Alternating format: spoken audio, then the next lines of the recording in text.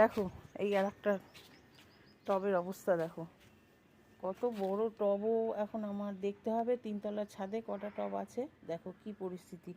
আর এই ফুল গাছেরই যত মানে যে কটা ভেঙেছে, এই ফুল গাছটা মানে এই বোগেনভেলিয়াটাই, এই ফুলটা এত সুন্দর হয় দেখো। এতো ঝড়ে তো গাছ মানে বাগান তো একদম লণ্ডভণ্ড হয়ে গেছেই। আর এই গাছটা তো দোতলা থেকে যা বাবা একতলায় পড়েছে, দেখো গাছটা কিভাবে নষ্ট হয়েছে দেখো।